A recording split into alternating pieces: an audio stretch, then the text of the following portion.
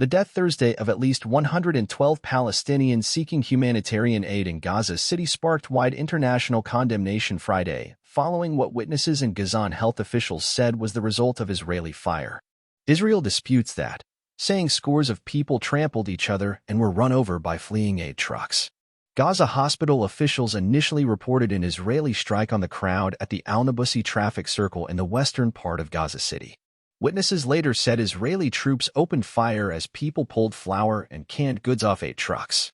Little aid has reached northern Gaza in recent weeks and hunger is rampant. The United Nations has warned that famine is imminent. Initially, Israeli officials acknowledged that troops opened fire, saying they did so because they thought the people rushing toward the aid trucks posed a threat.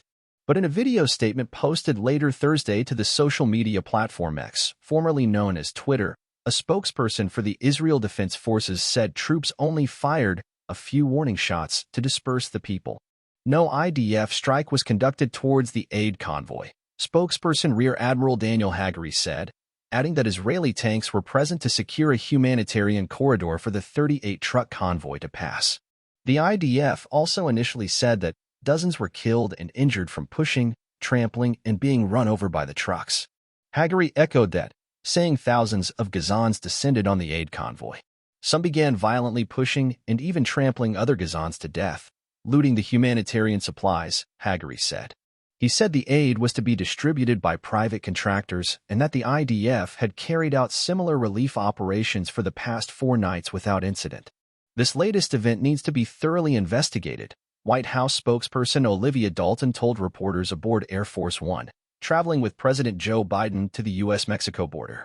Dalton called the incident in northern Gaza tremendously alarming and of deep concern to us. She said the loss of life was deeply tragic. We also think that this event underscores the need for expanded humanitarian aid to make its way into Gaza, she added. Biden predicted earlier this week that negotiations among the U.S., Qatar, and Egypt could produce a ceasefire between Israel and Hamas by Monday. But when asked Thursday by reporters after the convoy incident if he still thinks that is possible, he replied probably not by Monday. But he did not rule it out entirely, saying hope springs eternal. The White House said Biden had separate calls with the president of Egypt and the emir of Qatar, and they discussed both the civilian deaths and the urgency of concluding the hostage and ceasefire negotiations. French President Emmanuel Macron expressed anger at the shootings in a post on X, calling for truth, justice, and respect for international law. European Union chief Ursula von der Leyen said she was deeply disturbed by images from Gaza, saying in a post on X that every effort must be made to investigate what happened. UN Secretary-General Antonio Guterres expressed his shock to reporters in St. Vincent and the Grenadines, where he is attending a summit of Latin American and Caribbean nations. I think that a situation like this would require an effective independent investigation to detect how it was possible and those responsible for it, he said. In New York, the UN Security Council met for a late-day, closed-door meeting at the request of Algeria, the Arab bloc representative on the 15-nation council. Palestinian envoy Riyad Mansour called the aid incident an outrageous massacre.